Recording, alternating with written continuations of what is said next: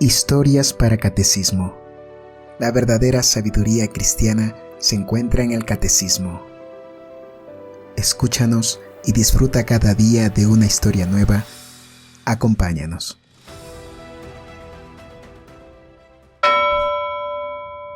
La pasión de nuestro Señor Jesucristo por el Padre Luis de la Palma. Viernes Santo. Amaneció el día siguiente, viernes. Fue aquel un día infeliz para el pueblo judío, porque en aquel día cometió un pecado horrible, por el que había de merecer un terrible castigo. Pero también fue un día dichoso porque aquel día se puso fin al pecado por todos los siglos, se redimió el mundo y se abrió la puerta del cielo que estaba cerrada. Aunque la noche anterior se había celebrado consejo en casa de Caifás, sin embargo, para dar un cierto aspecto de justicia y convencer al pueblo de su decisión, los sacerdotes decidieron que luego, por la mañana, se reuniesen en sesión plenaria, en el lugar acostumbrado, y que allí, con un procedimiento más formalmente jurídico y con más seriedad se tratase de nuevo la causa de Jesús Nazareno. Aunque la determinación era la misma que antes, condenarle a muerte, y pasar la ejecución a los romanos, la mayor parte de los sacerdotes era gente anciana o por lo menos, con bastantes años, habían velado hasta bien tarde la noche anterior. Sin embargo, se reunieron todos en consejo apenas amaneció. Por lo que se ve, andaban muy diligentes para hacer el mal. Según la opinión de muchos se celebró esta sesión plenaria, no en casa del sumo sacerdote, sino a lo que ahora es el ayuntamiento o el juzgado. En cuanto amaneció se reunieron los ancianos del pueblo, y lo llevaron a su consejo, que es el Sanedrín o Senado de los judíos, donde se tenían las reuniones oficiales. Sentados ya cada uno en su escaño de jueces, citaron al preso para que compareciera. Le sacaron de la cárcel donde estaba, en el palacio particularmente del pontífice, y le llevaron por las calles al palacio oficial o tribunal para presentarle al Sanedrín o Senado judío. Le fueron custodiando en este trayecto muchos guardias, y la gente gritaba a su paso. Era ya de día, los habitantes de la ciudad se habían despertado y salían a sus puertas y ventanas para ver a un preso tan conocido y admirado por su santidad y sus obras. El Señor iba con las manos atadas, y la cuerda que ataba sus manos se unía al cuello. Esta es la pena que se daba a los que habían usado mal de su libertad en contra de su pueblo. Tendría frío el Señor aquella madrugada, y sueño, la cara desfigurada de golpes y salivazos, despeinado, de los tirones que le dieron, cardenales en las mejillas, y la sangre coagulada y seca. Así apareció en público el Señor por las calles, y todos le miraban espantados y sobrecogidos. Estaba claro para todos que, tal como le habían tratado y le llevaban, no era sino para condenarle.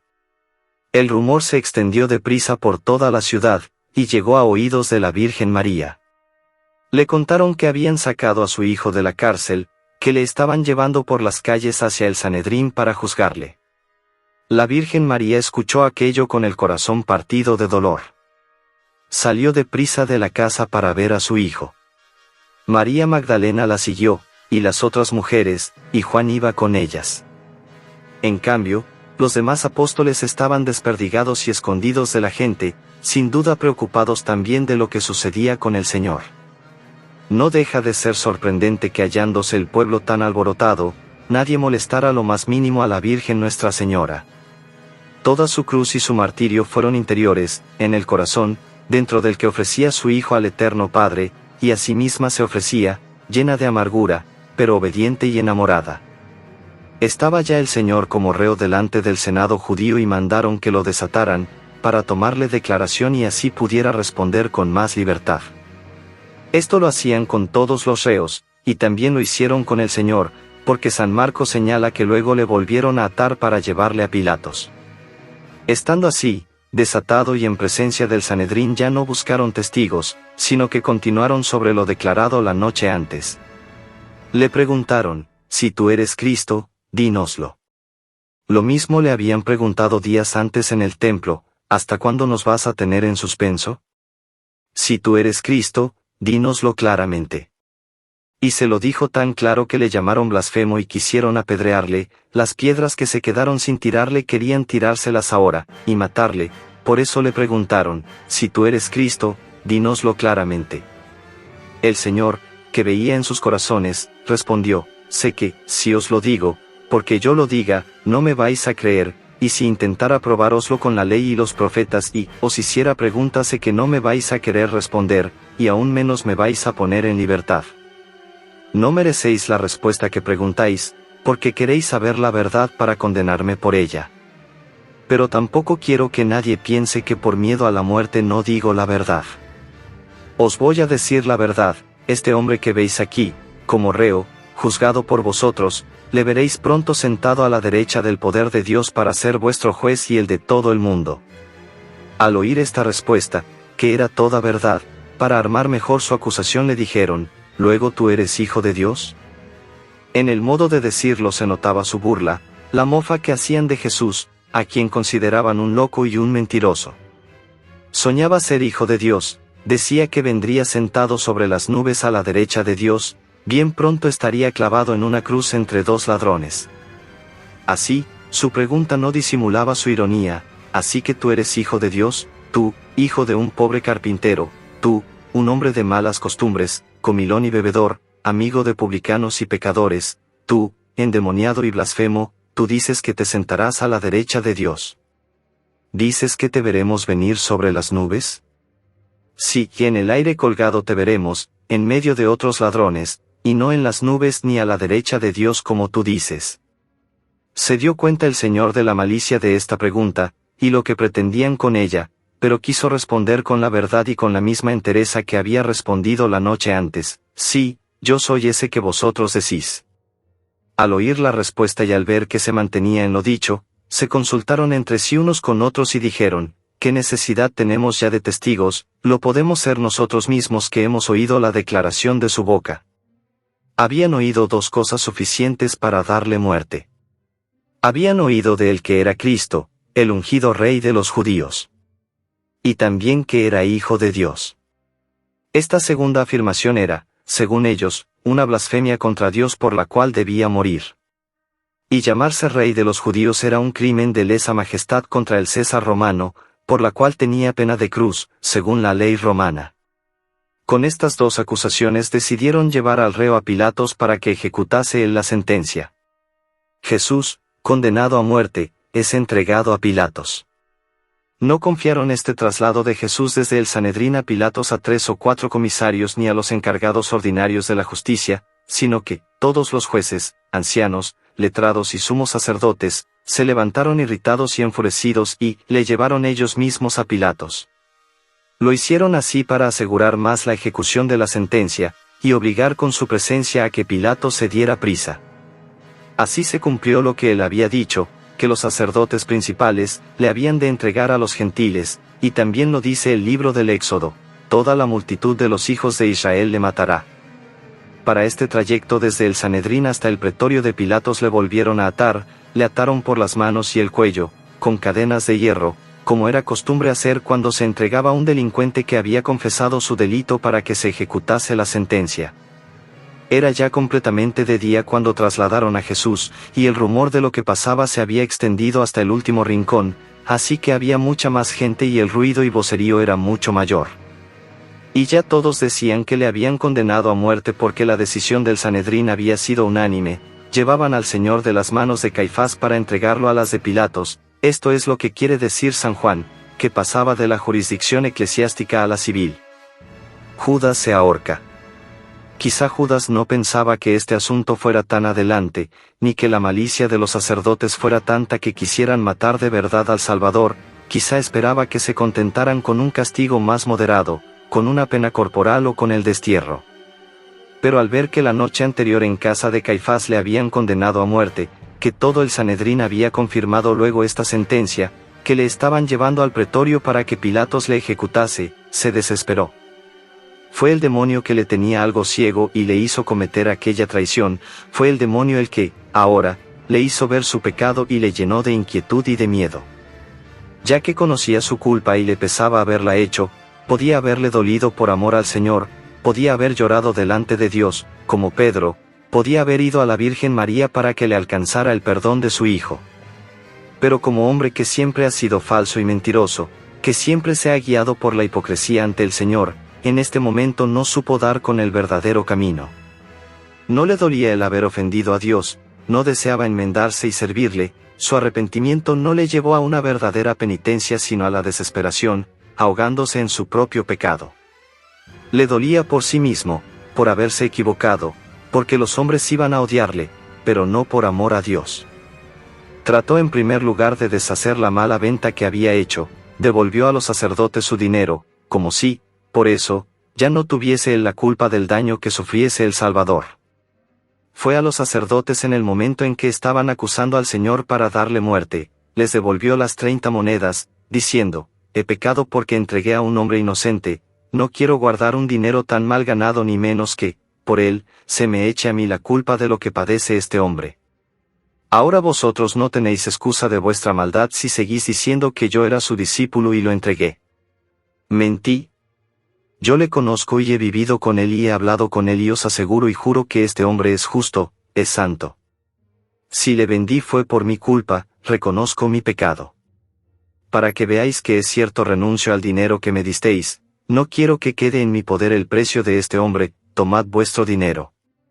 Parece imposible que la confesión de Judas no hiciera efecto en el ánimo de los sacerdotes. Había sido sincero, había dicho la verdad, les había devuelto el dinero, pero ellos estaban tan ciegos y tan apasionados que al decirles Judas, he pecado al vender la sangre del justo. Ellos le echaron de allí, si pecaste, allá tú, ¿a nosotros qué nos importa? Perversos sacerdotes. ¡Qué respuesta tan ignorante y tan malvada!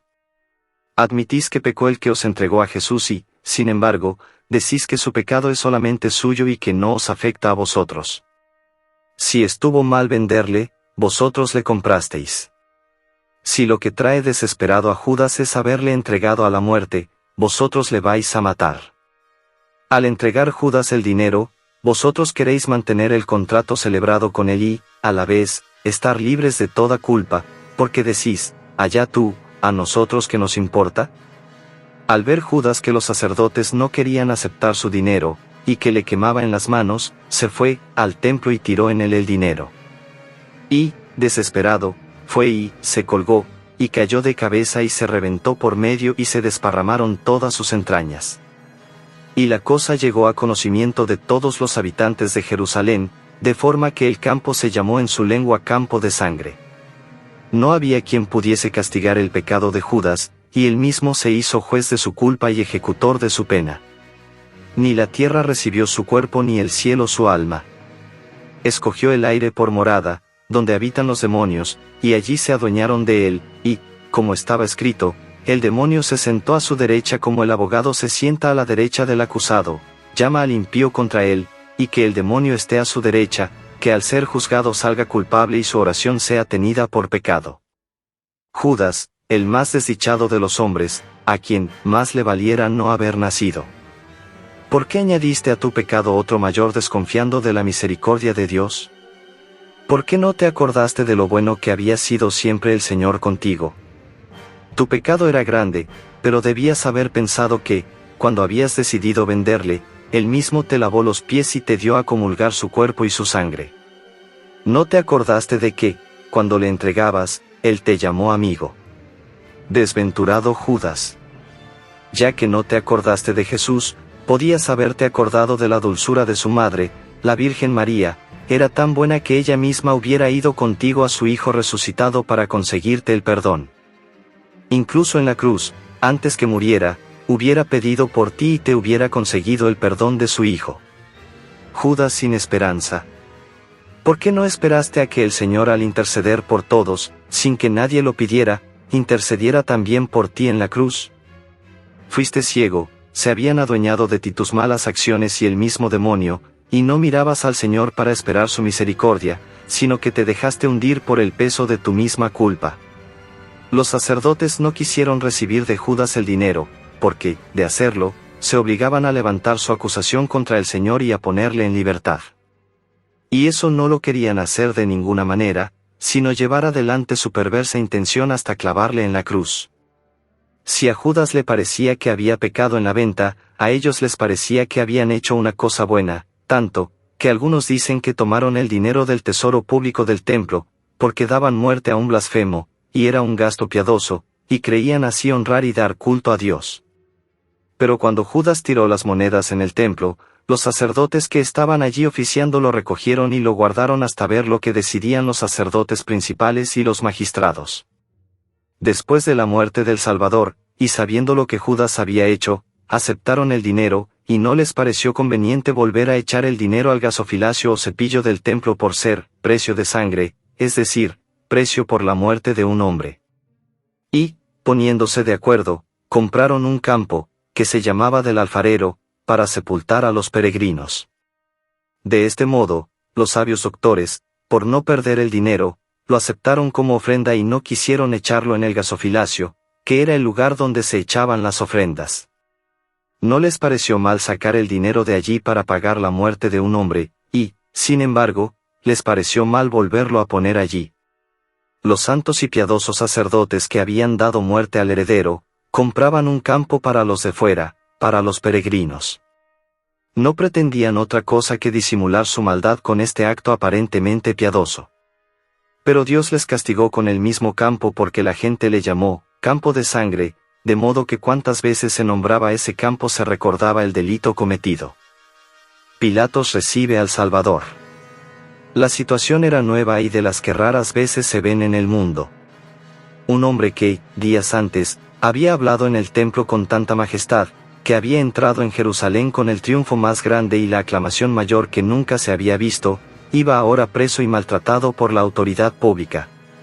Un hombre que había hecho milagros por los pueblos y todos le seguían y le tenían por profeta era ahora tratado como un malhechor. Sin duda que la gente estaría admirada y no se hablaría de otra cosa en la ciudad. Se llamarían unos a otros para ir a ver una cosa tan insólita. Es muy posible que la noticia hubiera llegado a Pilatos ya desde la noche antes, y, como hombre prudente, habría pensado bien en este caso, y estaría preparado para tratarlo con atención y despacio. Los sacerdotes llegaron a la plaza del pretorio, y subieron a la lonja que estaba levantada sobre la plaza, a la que se subía por unas gradas. Pero, no entraron en el pretorio para no quedar contaminados, y poder comer la Pascua.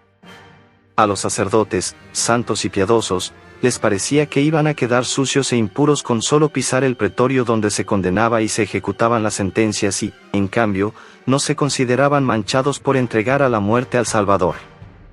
Por tanto, se quedaron a la puerta de afuera, y entregaron al Señor a los alguaciles y oficiales del procurador Pilatos para que se lo llevasen. Se excusaron diciendo que, por motivos religiosos, no podían entrar, y le mandaron decir que tuviese a bien concluir aquella causa y ejecutase en aquel hombre la sentencia de muerte, porque el caso era tan grave que ellos mismos venían en persona. Jesús estaba de pie ante el procurador. Pilatos, al ver a Jesús, no dice el Evangelio si esta primera vez habló con él, se inclinó a favorecer su causa y advirtió que los sacerdotes traían mala intención, y que no entrar en el pretorio no era sino hipocresía. Y a pesar de que pensaba así, por cumplir con ellos salió fuera. Pilatos salió fuera para hablar con ellos. Comprobó entonces la diferencia, la serenidad del acusado y la exaltación y la prisa con que los sacerdotes pedían su muerte. Confirmó entonces su opinión, y les dijo lo que probablemente les había ya dicho en parecida ocasión otro antecesor suyo: sabéis bien que, los romanos no tienen por costumbre condenar a nadie sin que el reo tenga presentes a sus acusadores, y sin que se le dé oportunidad de defenderse. Vosotros me habéis traído aquí un hombre, ¿qué acusación traéis contra él? No parece justo entregar a un preso y no decir el motivo de la acusación. Parece que a los sacerdotes les dolió la observación del procurador, porque, implícitamente, les tachaba de ignorantes y de apasionados. Y se enfadaron de que pensara así de ellos, por eso dijeron: si este no fuera un malhechor, públicamente conocido, nosotros, que somos sacerdotes y letrados, no te lo hubiéramos traído. Basta con que nosotros estemos aquí para que tú no pongas en duda nuestra rectitud. Esto dijeron los soberbios y apasionados sacerdotes. Si era verdad que Jesucristo era un malhechor público, que se lo preguntaran a los que fueron liberados de espíritus inmundos, a los enfermos que fueron curados, a los leprosos que quedaron limpios, a los sordos que ahora oían, a los mudos que hablaban, a los ciegos que veían, a los muertos que ahora estaban vivos. Si se hubiera informado, el procurador hubiera comprobado que Jesús no era un malhechor sino un benefactor de su país, hubiesen podido presentar testigos, a aquel ciego al que con un poco de barro le devolvió la vista, a aquel paralítico de 38 años que, con una sola palabra, se puso en pie y pudo llevar a hombro su propia camilla, a aquella muchacha resucitada delante de 3 apóstoles y de su padre y de su madre. Y si estos testigos eran pocos y apasionados por ser discípulos suyos, podía venir toda la ciudad de Naín, testigo de la resurrección del hijo de la viuda, y casi toda Jerusalén era testigo de la resurrección de Lázaro. Miles de testigos podían presentarse, toda aquella gente a quienes dio de comer pan y pescado en el desierto. En cambio, para probar su maldad, necesitaron testigos falsos, mintieron, y no pudieron acusar de nada al Salvador. Siendo esto así, y estando el país entero obligado con todo lo que el Señor había hecho por ellos, estos sacerdotes se enfadaban y se sentían heridos porque Pilatos les pedía pruebas. Se consideraban a sí mismos tan importantes que pretendían que fuese clavado en la cruz solo porque ellos lo decían. Se dio cuenta Pilatos con su respuesta de su soberbia y su arrogancia. Se dio cuenta, como hombre inteligente que era, que en aquella causa había odio y apasionamiento, y que debía haber razones más profundas para que, de repente, pretendieran matar a un hombre tenido hasta entonces por profeta y por santo, y sin pruebas y sin una formal acusación. Por eso, con mucha sagacidad, les respondió: sí, como decís, este hombre es un malhechor, lleváoslo y juzgadle con vuestra ley. Yo creo que vosotros no pediríais la muerte de un hombre que no lo merece, pero yo no puedo condenar a nadie solo porque vosotros lo digáis. Mi ley exige que el juez reciba la acusación por escrito, y pruebas. Si vuestra ley permite condenar a un hombre tan deprisa, sin escucharle, lleváoslo y condenadle con vuestra ley, yo no os lo voy a impedir. Ante esta respuesta del procurador, ellos respondieron: a nosotros no nos es permitido condenar a nadie a muerte. Quizá dijeran esto porque, como estaban dominados por los romanos, estos les habían quitado esta facultad, porque la ley judía se lo permitía en algunos casos, o bien porque, siendo Pascua, no podían ejecutar sentencias de muerte como tampoco podían entrar en el pretorio. O tal vez se referían a la muerte de cruz, modo de matar introducido por los romanos en Judea, porque ellos pretendían dar muerte así al Salvador por ser la muerte más humillante, por eso no quisieron hacer como el procurador les decía. Fue como si dijeran: los delitos de este hombre son tan atroces que no basta con castigarle hacerlo con cualquier muerte, merece la muerte más dura, la de cruz, y si hubiera otra más grave, esa le daríamos. A nosotros no nos es lícito usar la pena de muerte de cruz, por eso recurrimos a ti, para que le crucifiques. Con este deseo de los judíos, se cumplió lo que el mismo Señor había dicho, al decir la muerte con que había de morir. Y el Señor había dicho que moriría en la cruz, y en Pascua, y a mano de los gentiles. Al ver los sacerdotes que Pilatos no quería proceder en la causa sin una acusación, se la dieron: hemos encontrado a este amotinando a nuestra gente y prohibiendo pagar tributos al César, y diciendo que él es Cristo, Rey. Le acusan de 3 cosas: de amotinar al pueblo, y ellos afirman que le han encontrado haciéndolo. De que prohíbe pagar impuestos a Roma, como si enseñara que el pueblo elegido no debe pagar a un emperador idólatra. Y en tercer lugar, decían que se llamaba a sí mismo rey. Ellos sabían perfectamente que su acusación era una calumnia. ¿Cómo podía mover a una sedición quien nunca había sido encontrado en reuniones secretas? Hablaba de ordinario en el templo y en las sinagogas, donde estaban todos, y allí decía incluso que obedecieran a los escribas y fariseos porque ocupaban la cátedra de Moisés. Cuando le fueron a buscar de noche al huerto, le encontraron rezando. Respecto a los impuestos también mentían, porque una vez que quisieron enredarle y le preguntaron si era lícito pagar tributo al César, él respondió: dad al César lo que es del César, y a Dios lo que es de Dios. Los mismos encargados de recoger los impuestos eran testigos de que él mismo los pagaba. Y que lejos estaba de alborotar a la gente por hacerse rey. Bien claro está el ejemplo: una vez que quisieron hacerle rey como ellos lo entendían, rey de este mundo, él se escapó y se escondió. Intentaban así los sacerdotes ocultar el motivo por el que querían matarle, por llamarse hijo de Dios, ya que este motivo no tendría fuerza ante un gentil. Por eso le acusaron de un delito que afectaría más al procurador: ir contra el César y sus impuestos. Pilatos, al oír esta acusación, se fijó solamente en lo que se hacía a sí mismo rey, porque, en realidad, esta acusación incluía las otras. Si se hacía rey es evidente que iría contra el César y prohibiría pagarle impuestos. Por ser este motivo ocasión de motines populares, por prudencia, entró en el pretorio para examinar a solas al Salvador. Le llamó a su presencia y le preguntó, ¿tú eres rey de los judíos? Los 4 evangelistas concuerdan en que esta fue la primera pregunta. Es verdad que Pilatos era gentil, pero como vivía hacía tiempo entre los judíos había oído hablar del Mesías Rey, del Cristo que esperaban. Además la fama del Señor era muy grande y también había oído hablar de él. Le preguntó, ¿eres tú rey de los judíos?, pensando en un reino de aquí, del mundo.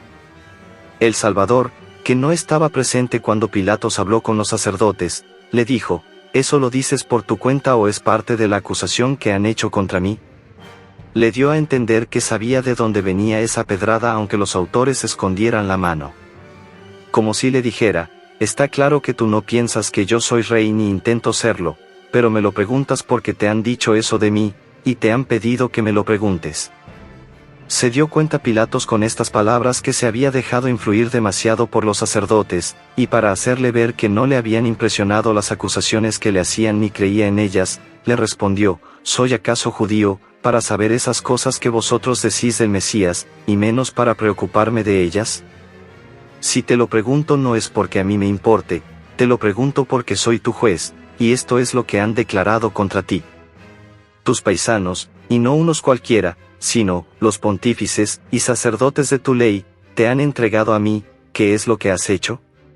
¿O tú te haces rey sin serlo o, si lo eres, qué has hecho para que no quieran reconocerte como tal?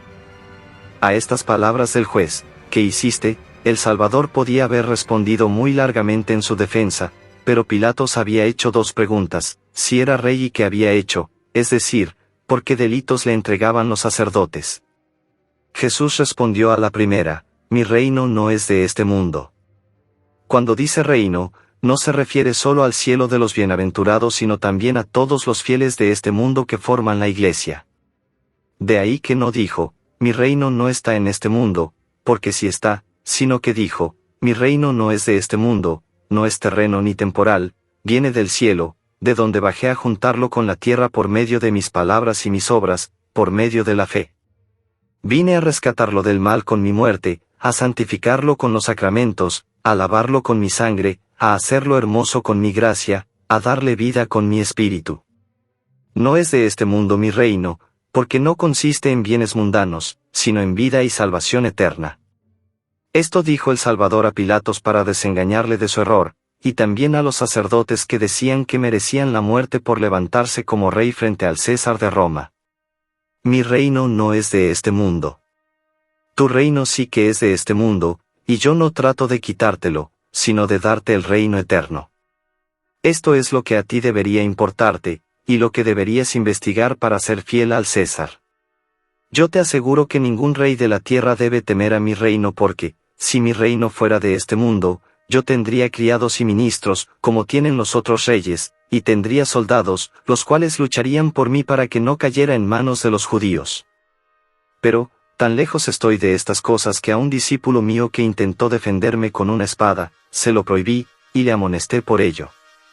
No, mi reino no es de aquí. Así tranquilizó el Señor a Pilatos, pero 3 veces dijo que era rey, y que tenía reino, porque no podía mentir ni ocultar el que su padre le había dado, pero otras 3 veces dijo que su reino no era de aquí, con lo que le quitó el temor de que quisiera levantarse contra el César e impedir que se le pagaran tributos. Por tanto dijo Pilatos, aunque tu reino no sea de este mundo, ¿tú eres rey? Y el Señor dijo, así es, yo soy rey. Contestó luego el Señor a la segunda pregunta que le había hecho el juez, ¿qué has hecho? Y dijo, yo nací para esto, y a esto vine al mundo, a ser testigo de la verdad, para decir y hacer siempre la verdad. No dudes de lo que te he dicho porque yo no digo más que la verdad, para esto nací y para esto vine al mundo, desde entonces no he hecho otra cosa más que decir y hacer la verdad. Todos los que aman la verdad me escuchan. Con esta respuesta le hizo saber el motivo por el que los sacerdotes le odiaban, que no era otro que haber dicho la verdad, y ellos en cambio estaban muy lejos de ella. ¿Y qué es la verdad?, dijo Pilatos. Pero, sin esperar respuesta, se levantó y salió fuera donde estaban los sacerdotes esperando. Parece que de esta entrevista Pilatos quedó satisfecho y convencido de que Jesús no era culpable ni merecedor de la muerte que pedían. Él mismo aseguraba que no tenía reino ni lo pretendía en este mundo, y lo demostraba al comparecer sin ningún signo de realeza. Respecto a lo del otro mundo no quiso indagar ni entablar discusión con los sacerdotes y pontífices. Tampoco ahondó sobre el tema de la verdad. El Salvador le había dicho que él decía la verdad y que los que la amaban le escuchaban, pero, con el desdén que suelen usar los que tienen autoridad, dijo, ¿y qué es la verdad?, e inmediatamente se levantó sin esperar respuesta, haciéndole ver que no le preguntaba para enterarse, demostrándole que tenía más autoridad que él, y así le cortaba y le dejaba de hacer caso.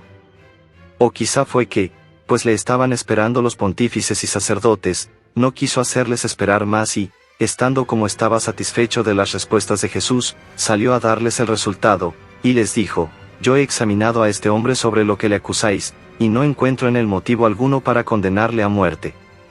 Y dio así testimonio de la inocencia del Salvador, y de la injusticia y apasionamiento de sus acusaciones.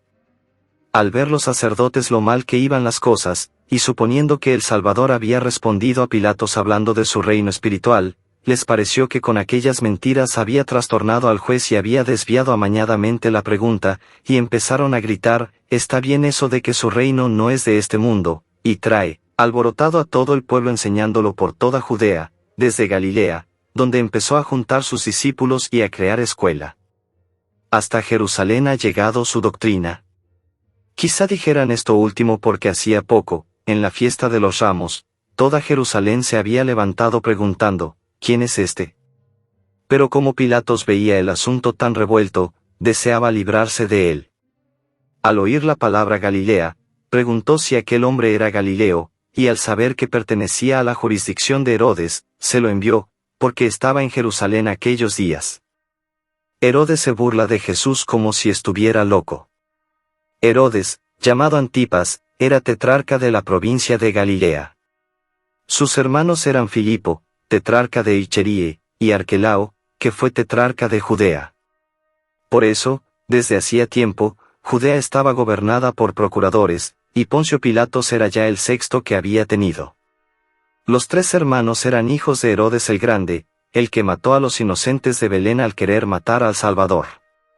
Herodes Antipas era, pues, el tetrarca de Galilea cuando Jesús fue preso y condenado.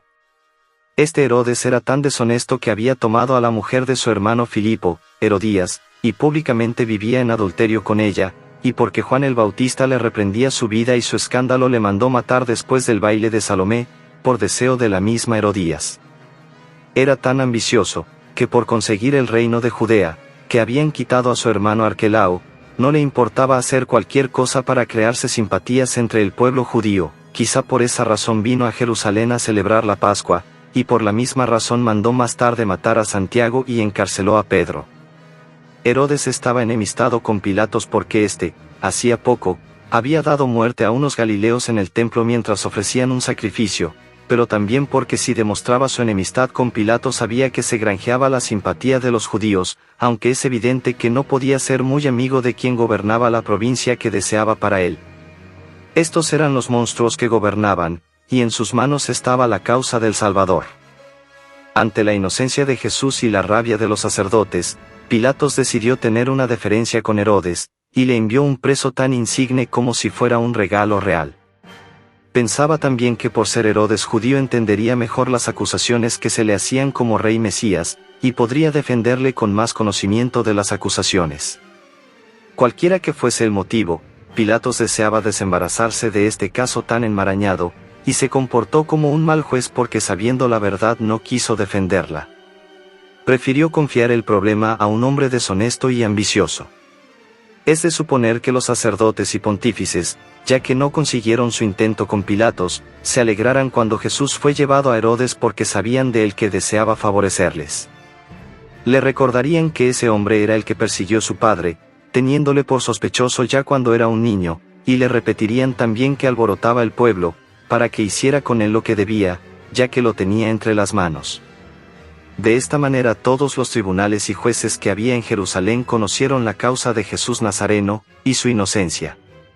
Corrió la voz desde el pretorio de Pilatos que llevaban a Jesús al palacio de Herodes. Ante esta noticia y los sacerdotes que salían, se volvió a reunir la gente para verle pasar. Iba atado como antes. Salió un recadero para avisar a Herodes de parte de Pilatos. También algunos sacerdotes y pontífices se adelantaron para informar a Herodes de sus quejas. Luego llegó el Salvador entre los guardias. Herodes se alegró enormemente de verle, porque hacía mucho tiempo que le deseaba conocer por lo que había oído decir de él, y deseaba también verle hacer algún milagro en su presencia. Le hizo muchas preguntas. Le diría que se alegraba de que en su provincia, en Galilea, se hubiese criado un hombre tan insigne. Le diría que hacía tiempo deseaba conocerle, que había llegado a él la fama de sus milagros y de su doctrina. Le prometía interceder a su favor si le satisfacía un deseo que tenía. Le preguntó si era a él a quien vinieron a adorar los magos de Oriente, por cuya venida se alborotó tanto su padre y toda la ciudad. Le preguntó si él era, como algunos decían, el Bautista que él había hecho matar y había resucitado. Le preguntaba también si eran verdad todos los milagros que se decían de él, porque si lo eran, parecía una cosa más que humana. Por eso le pedía que hiciese allí algún milagro, ya que hacía tantos, y gratis. Le insistía en que hiciese un milagro recordándole que él era su juez y su rey, y que en su mano estaba el librarle o entregarle a la muerte. Pero él no le respondía nada. No solamente no hizo ningún milagro, sino que ni le dirigió la palabra. A Pilato sí que le respondió y le explicó la verdad sobre su reino, porque entonces deseaba conocer la verdad, y procuró defenderla, aunque luego se dejara llevar por la cobardía. En cambio a Herodes no le respondió porque no amaba la verdad, la aborrecía hasta el extremo de matar a Juan el Bautista, que era la voz de Jesucristo y le dio a conocer la verdad. ¿Cómo no iba a estar mudo el Señor ante quien había quitado la vida a su voz? Además, Herodes era curioso y no pretendía otra cosa de los milagros de Jesús que divertirse, como si fuera un malabarista y le pidiera hacer juegos de manos, y le pedía que los hiciera allí, en su presencia, y delante de los cortesanos como si fuera un bufón que debe divertir a su señor y entretenerle.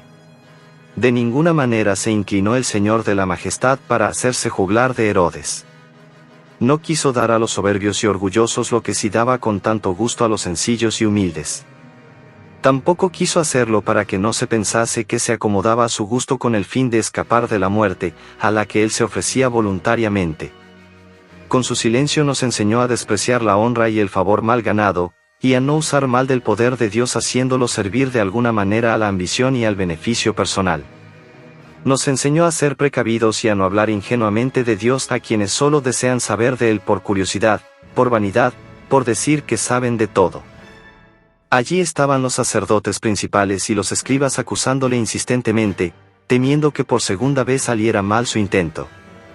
Al principio, cuando Herodes pidió a Jesús que hiciera un milagro, temieron, porque si lo hacía quizá convenciera a Herodes, y así le acusaban constantemente de lo que, suponían, podía hacerle más odioso a los ojos de Herodes. Le dirían que él y Juan el Bautista eran parientes y se habían puesto de acuerdo para calumniarle sobre el adulterio de Herodes. Jesús le había alabado y le había defendido en público contra él. Además, le había insultado delante del pueblo llamándole raposa, que no podía estar seguro en su trono viviendo él, pues su padre ya no lo estaba cuando él era un niño. Pero luego, tras el largo silencio de Jesús, Herodes empezó a tomarle por tonto y por loco. Temieron que le diese libertad por esa razón, por no ser responsable de sus actos, y empezaron a acusarle con más fuerza e insistencia, y decían que fingía y que disimulaba delante de él, que estaba haciéndose el mudo, pero bien que sabía hablar cuando estaba delante del pueblo. Estaban allí los sacerdotes principales y los escribas acusándole con insistencia. Entonces Herodes le despreció con toda su guardia. Le pareció a Herodes que el silencio del Señor había sido una ofensa a su persona y no encontró mejor camino para vengarse que despreciarle. Lo que hace la diferente disposición de cada uno. A Pilatos el silencio del Señor le llenó de admiración, en cambio Herodes le despreció. Pilatos miraba las cosas como juez prudente, y Herodes como hombre vacío y ambicioso, que solo se fijaba en cumplidos y apariencia. como no había podido sacar ni una sola palabra al Señor, ni le había agradecido el ofrecimiento de salvarle si le hacía un milagro, pensó que aquello no se podía entender humanamente, pensó que era locura. Y le despreció como si no hubiera podido hacer ningún milagro, le despreció como si fuera un ignorante que no sabe hablar, como a un tonto que no sabe defenderse. Esta es la sabiduría del mundo que tiene por locura la sabiduría de Dios. Los cortesanos y los soldados de la guardia empezaron a burlarse de él, con bromas, con agudezas, con motes y risas, y es posible que también le dieran golpes y empujones como se hace con un tonto en palacio. Herodes mandó que le vistieran con un vestido blanco, brillante, con una vestidura real, para burlarse de su realeza mesiánica. Y ya no quiso saber más de él y le devolvió a Pilatos para que hiciera con él lo que quisiera. Desde aquel día Pilatos y Herodes se hicieron amigos, y los dos se pusieron de acuerdo en eximirse de la causa, cuando por razón de su cargo los dos tenían obligación de juzgarle y absolverle. Pilatos juzga otra vez a Jesús inocente. Llevaron de nuevo al Señor por las calles desde el palacio de Herodes al pretorio de Pilatos, con el mismo acompañamiento de criados y guardias, ruidos, y con menos cortesía que antes por parte de los que le llevaban, echándole la culpa a él de tanta ida y venida. El pueblo estaba más alborotado, comentando la burla que había hecho de él el rey Herodes y los soldados, y le miraban con curiosidad porque iba vestido con aquella vestidura brillante. Esto hace la gente muy a menudo, vestir las cosas con el ropaje que le parece para que las tengan por lo que no son. A los vicios los cubre con aspecto de virtud, a la charlatanería la viste de sabiduría, a la grosería la viste de libertad, a la venganza la llama fortaleza y valor. En cambio arropa las virtudes con ropas muy distintas, al pudor le llama mojigatería, a la modestia la viste llamándola cortedad, a la devoción le pone hipocresía, y a la verdad la viste de tontería y locura. Para poder hacer esto tienes siempre a mano todo tipo de vestidos, es decir, de razones, con las que dar a cada cosa el color y el aspecto que le parece. Así tomó Herodes el vestido brillante con que burlarse del Salvador. La Virgen María iba sabiendo paso a paso lo que sucedía, y aunque un poco alejada, seguía estas idas y venidas de las gentes que llevaban a Jesús. Si en aquel momento vio a su hijo, ¿quién podrá decir lo que sintió su corazón al ver la divina sabiduría con aquellas ropas? Llegaron al pretorio. Pilato supo la resolución de Herodes y que no encontraba motivo para darle muerte. Entonces, para quitar toda sospecha de que él hubiese obrado antes con demasiada blandura, llamó a los sacerdotes principales y a los magistrados, y a todo el pueblo, y volvió a examinar delante de todos a Jesús sobre las cosas de que le habían acusado. Y al no hallar nada de verdadera importancia les dijo: me habéis traído a este hombre como a un alborotador que amotina al pueblo, le he examinado delante de vosotros y habéis visto que no encuentro en él ningún delito de los que le acusáis. Y tampoco Herodes, a quien se lo mandé, ha encontrado ninguna cosa que merezca la muerte. Si es cierto que este hombre hubiera quebrantado vuestra ley, Herodes, que entiende y profesa vuestras creencias, lo hubiera advertido, pero veis que no ha cometido ningún delito ni contra la ley de los romanos ni contra vuestra ley. Pero si ha dado lugar a vuestra indignación por algún motivo, yo le castigaré y le pondré luego en libertad. Pero los sumos sacerdotes le acusaban de muchas cosas. Al ver al juez decidido a dejar con vida al Salvador, se asustaban de tenerlo otra vez en contra suya, porque conocían bien la fuerza de sus palabras al enseñar y al reprender, el poder de sus milagros y que se llevaba a la gente tras de sí.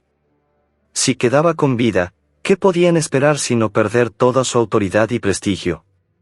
Por eso insistían en acusarle de muchas cosas. Y ante las acusaciones de los sacerdotes principales y los ancianos, no respondió nada. Ya había respondido a Pilatos lo suficiente para conocer la causa. Pero ante las acusaciones de los sacerdotes calló, porque todo era vocerío y confusión y calumnias. Estaba bien patente la verdad, ya se lo había dicho a Caifás la noche antes, no había por qué preguntarle a él sobre lo que había hecho o lo que había enseñado, gente suficiente había que podía responder por él. Además, no preguntaban con el deseo de saber la verdad, que, aunque el Señor hubiese respondido, no le hubieran creído. Tampoco le parecía que tuviese necesidad de defenderse ante estas acusaciones, lo mejor era menospreciarlas callando.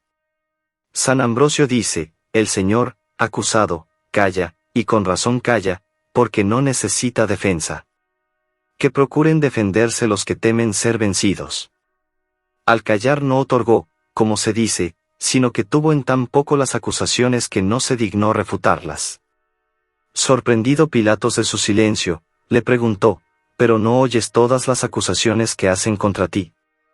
Estaba tan sereno que no daba la más mínima señal de que le afectara, como si no oyera lo que le decían.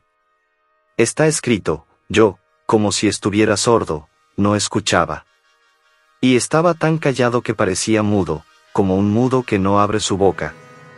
Por eso le dijo el juez, ¿es que no oyes, no respondes siquiera una palabra? Fíjate de todo lo que te acusan.